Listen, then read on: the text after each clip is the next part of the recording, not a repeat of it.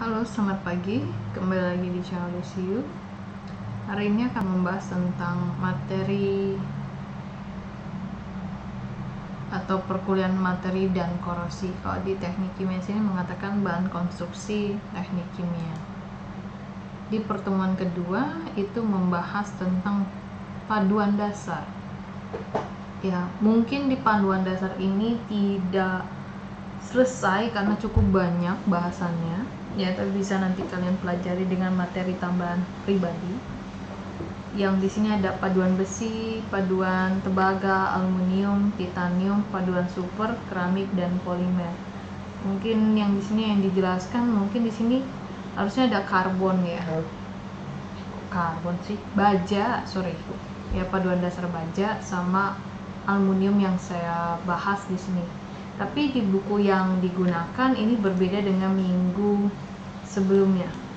Kalau minggu sebelumnya bukunya dari Callister, yaitu Fundamental of Material Science. Nah, kalau yang hari ini itu bukunya tentang Mechanical Engineers Handbook. Ini dia volume 1 dari Material and Engineering Mechanics. Ya, untuk membantu terkait paduan ya, tentang bahasan klasifikasi paduan.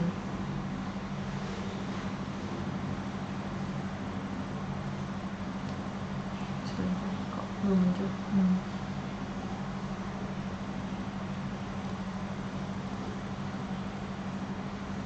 Ini berapa ya? Oke, kalau kamu klik di halaman 9, ini ada part satunya tentang material. Ini karbon dan alloy steel, stainless steel, aluminium alloy, copper and copper alloys. Nah, ini yang sempat dibahas saya hanya alloy steel, karbon dan alloy steel sama aluminium alloy steel. Ini nggak sempet ya, mungkin karena kita lihat ya kebanyakan atau tidak materinya di sini ya. Oke, kita bisa klik di sini part 1, kita klik di sini ya. Nah, di bagian yang ini tuh, bentar ya, biar agak gedean dikit. Nah, di bagian ini tuh udah ada beberapa isian ya di sini yang bisa kita klik. Ini beda ya kalau di halaman, berarti tambah sebentar ya, beda tampilan ya.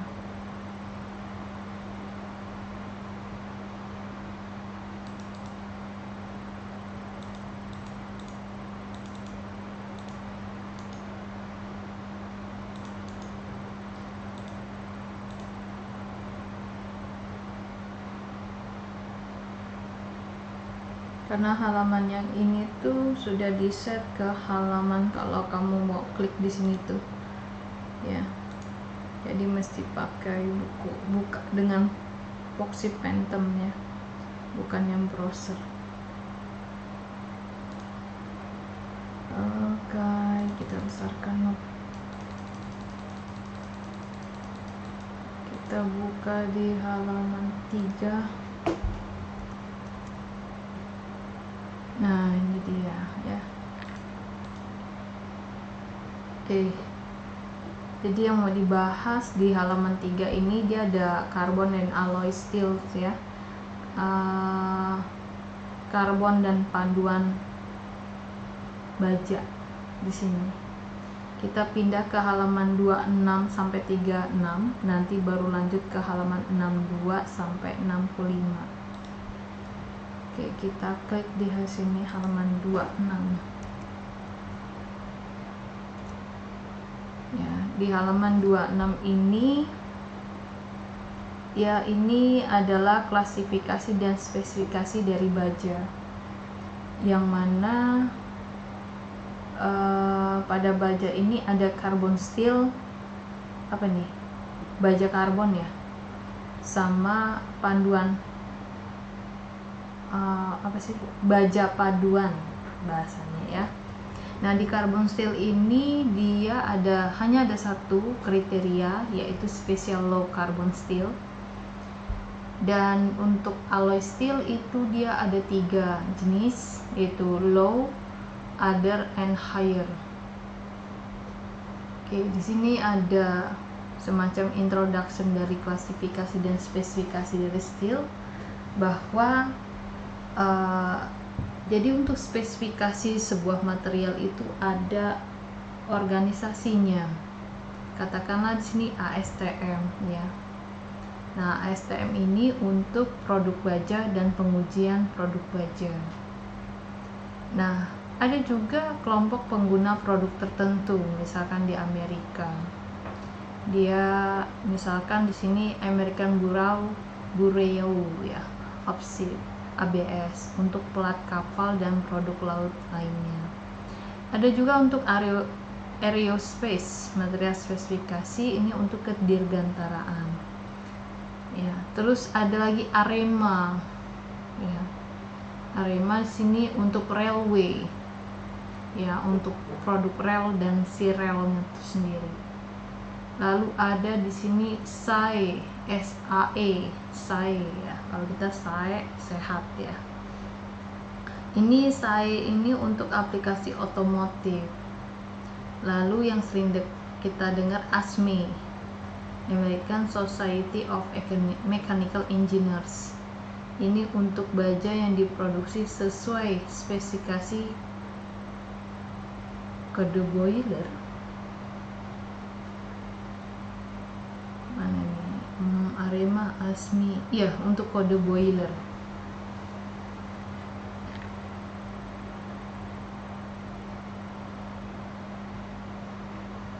Nah, itu untuk yang di Amerika. Jadi ada ABS, AMS, AREMA, SAE, dan ASME. Nah, kalau di Jepang punya standar juga namanya JIS. Ya, di sini JIS itu singkatannya Japanese Industrial Standard. Ya, dan itu untuk internasional ternyata. Lalu kalau di Inggris ada BS, British Standard. Ya, yang dikembangkan oleh British Standard Institute. Terus juga ya. Jadi nanya-nanya nih, Indonesia apa nih? Masa SNI ya?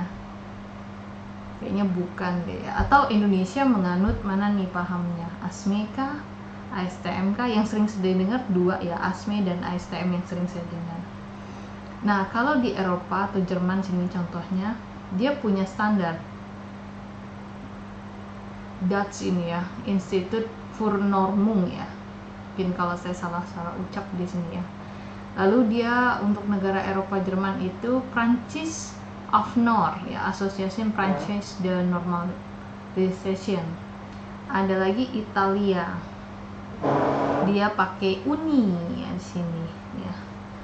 Jadi kalau di sini Uni itu Ente Nazionale Italiano ya, yang ada di Unificazione Standard. Nah, susah juga ya bahasa Latinnya ya. Nah, untuk spesifikasi dapat sesederhana persyaratan kekerasan di sini ya, hardness, yaitu ASTM A1 untuk baja rel ya, yang menguraikan persamaan komposisi dan properti, sifat-sifat di sini ya, seperti pada ASTM A808, di mana ASTM A808 adalah baja paduan rendah karbon mangan niobium vanadium yang kekuatannya itu tinggi dengan kualitas struktural dengan ketangguhan takik ya di sini bahasanya ya, atau notch ya sini yang ditingkatkan. Jadi nggak mungkin hafal ya semua nama kode-kode ini ya, minimal bukunya lah atau kode yang biasa dipakai di perusahaan. Kadang ada yang nanya materi ini ya, setiap waktu saya juga sekolah itu apa sih peranannya. Mungkin kalau nanti bekerjanya di pihak bagian purchasing ya, karena ada beberapa kode-kode misalnya atau supply chain di situ ketika mau beli material kebutuhan dari perusahaan Anda itu ada kode-kodenya. Ya, dia mengatakan ini baja tipe apa, dia ada kalau mau diuji misalkan dari si pihak penyedia barang, mungkin ada sertifikat dari si barang tersebut sudah diuji pakai apa, misalnya ASTM sekian. Nah, dari sana itu untuk membantu apakah barang ini sesuai spek yang kita inginkan atau tidak. Ya, mungkin ke arah sana. Kalau kita duduk di bangku perkuliahan, mungkin lebih kepada saya bilang ya semacam teori ya. Kalau ingin lihat di lapangannya, untuk materi dan kores ini punya bagian yang cukup besar di perusahaan. Oke, kita lanjut di sini. Nah, ini untuk bagian yang pertama dari klasifikasi dari carbon steel ya. Sorry, kita next ke atas. Untuk steel ya. Jadi ini adalah carbon steel. Ini yang umum yang kita temuin yaitu baja karbon ya. Yang merupakan paduan besi karbon mangan. Yang posisinya sini adalah alamiah ya, di sini ya posisinya ya. Dengan sistem di dalam sistem, di dalam, bukan di alam ya, di dalam sistem ya. Jadi saya ulangin ya, yang carbon steel ini merupakan baja karbon. Yang baja karbon biasa ini adalah paduan dari besi karbon mangan ya.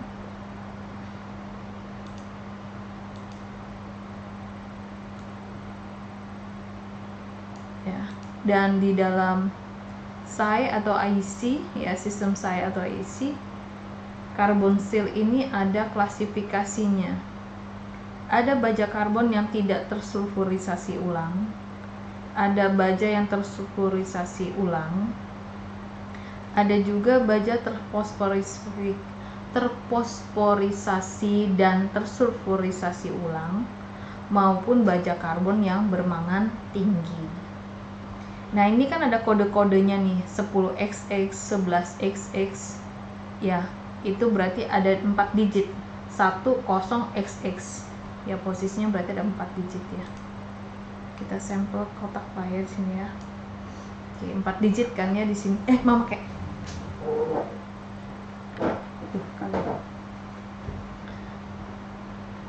nah, itu 4 digit tadi itu untuk classified ya, classification ya, dari carbon steel dengan 2 digit pertama ya.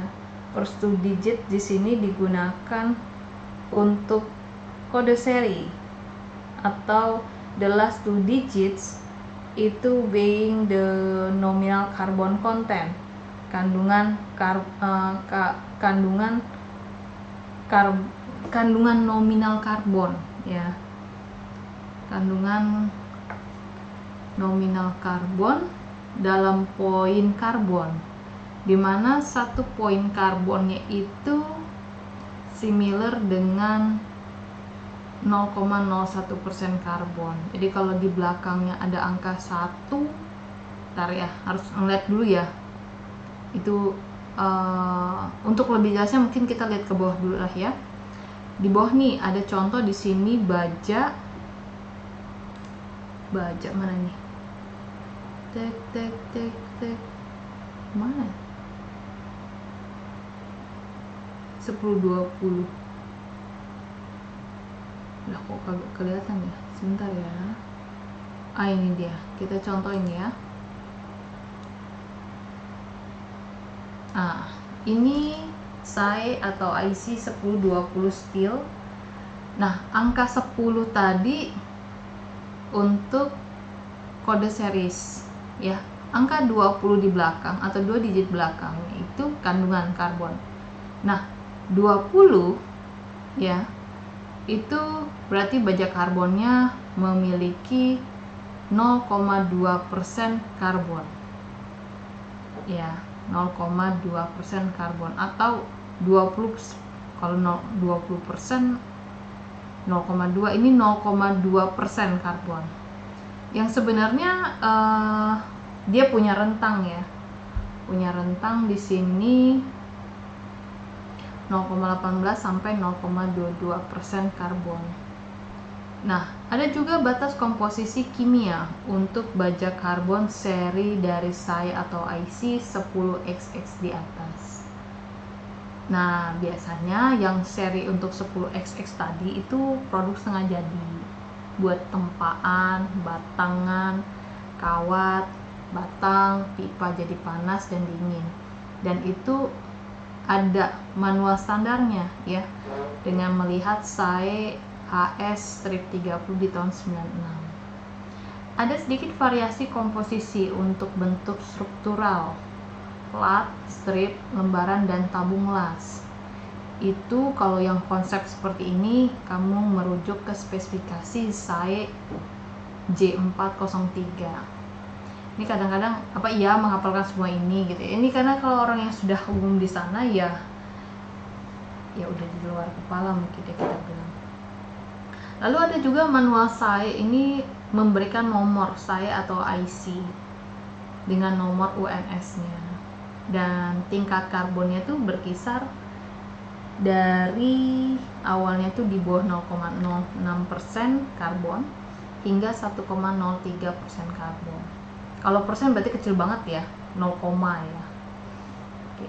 Selanjutnya, karena kandungan karbon yang luas, baja karbon SAE atau IC10XX itu adalah baja yang paling umum. Ya tadi kan udah disebutkan ya. Udah disebutkan di atas, itu baja yang paling umum tuh SAE IC10XX untuk di pasaran. Yang karena di sini dia punya kandungan mangannya itu antara 0,2 sampai 1%. Itu yang umum sekali. Sebentar. Oke. Saya highlight kan di sini.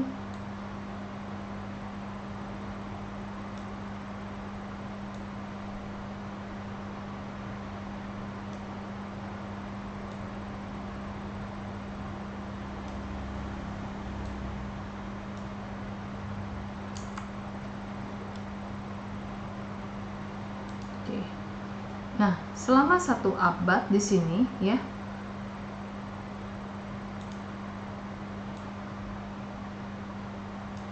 mangan itu menjadi paduan yang penting ya dalam baja, karena bergabung dengan sulfur pengotor yang membentuk mangan sulfida. Kita anotasikan sini MNS.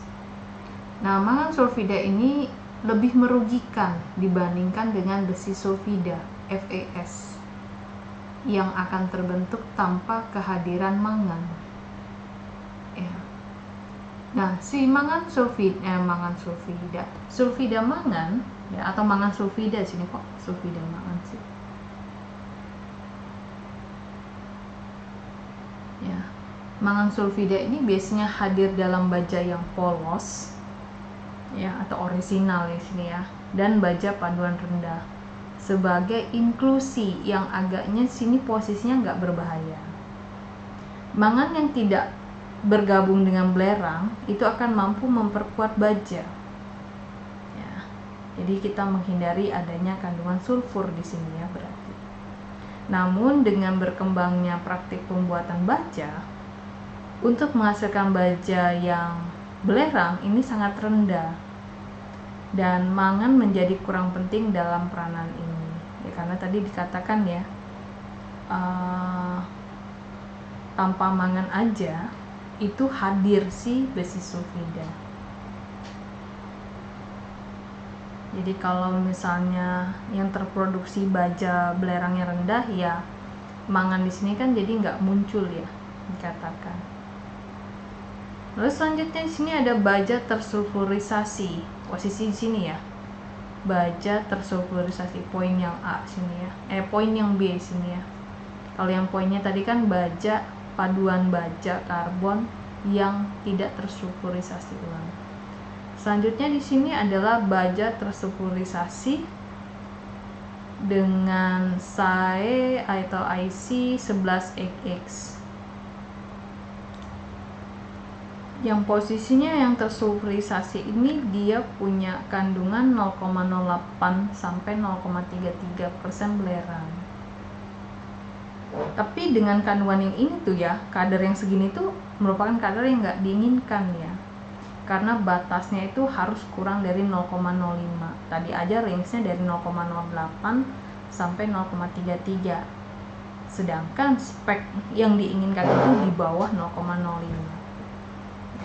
Dengan kondisi SAE atau IC-nya adalah 11XX dan 12XX. Nah, belerang di sini ditambahkan ya untuk membentuk inklusi mangan sulfida secara berlebih. Nah, ini adalah baja permesinan bebas yang telah meningkatkan kemampuan permesinan dibandingkan baja belerang yang posisinya lebih rendah. Karena dengan peningkatan pemecahan chip dan pelumasan yang diciptakan oleh inklusi dari mangan sulfida. Lanjut di sini ada seri SAE IC12XX ya. Ini baja permesinan yang posisinya sini free ya. Dan mengandung belerang itu antara 0,16 sampai 0,35. Berarti agak lebih tinggi ini ya. Nah, selain belerang dia juga mengandung fosfor nih, 0,04 sampai 0,12. Ya.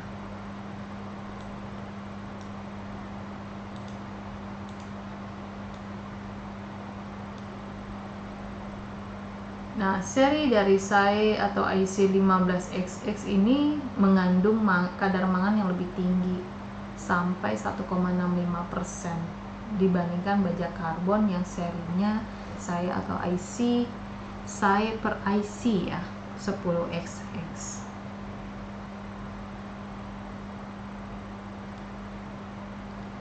Masih ada sedikit bahasan di bawah sini ya. Sifat mekanis khas dari baja karbon untuk seri yang 10XX dan 11XX itu bisa digulung, dinormalisasi, anil ya. Di anil di sini posisinya anilit ya.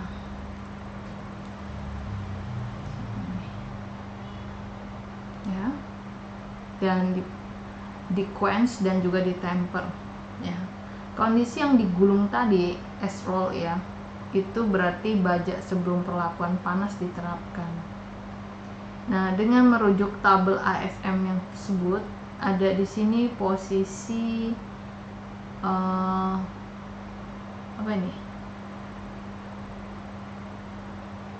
yield dan tensil ya, dan kekuatan strength ya di sini ya. Tensil strength ya, kekuatan tarik itu lebih besar untuk baja yang kondisinya dinormalisasi. Karena normalisasi itu mengembangkan ukuran butir ferrit atau besi ya yang lebih halus, dan hasil kekuatan tarik terendah untuk baja dalam kondisi anil. Nah, ukuran butir yang lebih kasar itu juga dikembangkan dengan laju pendinginan yang lambat dari suhu aniline. Secara umum, ketika kekuatan luluh dan tarik meningkat, persen perpanjangannya malah menurun. Sebagai contoh, pada tabel ASM, baja SAE per IC 1080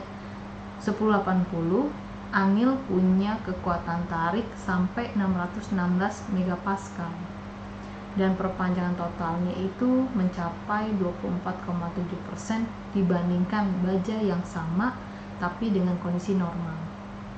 Yang mana kondisi normal tadi dia kekuatan tariknya 1010 MPa.